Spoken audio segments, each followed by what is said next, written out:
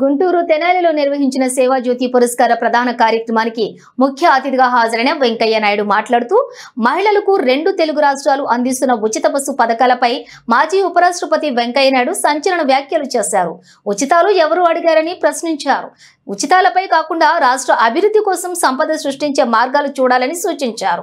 అప్పులు తెచ్చి ఉచితాలు ఇవ్వడం సరికాదని ఘాటు వ్యాఖ్యలు చేశారు.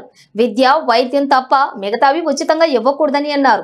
ఇలాంటి ఉచిత పథకాలు రాష్ట్ర ఆర్థిక వ్యవస్థపై ప్రతికూల ప్రభావం చూపుతాయని గతంలో కూడా వెంకయ్య నాయుడు ఆందోళన వ్యక్తం చేశారు. అందుకని ప్రభుత్వం ఏది ఎవరికి ఉచితంగా ఇవ్వకూడదని నా అభిప్రాయం. కొంతమంది కదా వ్యవసాయం ఫ్రీగా వస్తుంది, రాజ్యం పోయింది మీ ఆరోగ్యం. ఉదయం అది ఫ్రీగా తీసుకోవడం, సాయంత్రం దాన్ని అక్కడ ఇచ్చి మనం చూసుకోవడం జరుగుతుంది. నవ్వులాడు కాదు, భయంకరమైన సత్యం. అందుకని ప్రభుత్వాలు ఉచితాలు ఉచితంగా ఏమి ఇవ్వాలా? పేదవాళ్ళకి చదువు ఉచితం చేయి, పేదవాళ్ళకి వైద్యం ఉచితంగా చేసి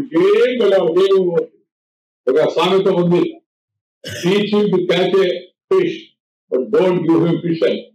ఎవరికైనా చేపలు పట్టేది నేర్పించు, కానీ చేప మాత్రం ఉచితంగా ఇవ్వట్లేదు. ఎందుకంటే పట్టేది నేర్పకుండా చేప ఉచితంగా ఇస్తే మధ్యాహ్నం కొరమే ఉంచామనుకోండి, సాయంత్రం వచ్చి కావాలంటారు, ఉచితంగా వస్తుంది వాళ్ళ గురించి. అందుకని ఉచితాలు అనుచితాలు ఏమాత్రం దేశానికి రాష్ట్రానికి మంచిది కాదు. ముఖ్యమంత్రి విషయం ఆలోచించాలా. ఆంధ్రప్రదేశ్, తెలంగాణ రాష్ట్రాలు 2 రాష్ట్రాల్లో కూడా ఆర్థిక సమస్యలతో వాళ్ళకి ప్రభుత్వం వాళ్ళు తీసుకొచ్చింది. చంద్రబాబు నాయుడు గారు చేశారని అన్నం, లేకపోతే అక్కడ ఉన్న రేవంత్ రెడ్డి చేశారు. కానీ వాళ్ళ పరిస్థితి ఏంటుందో అప్పుడు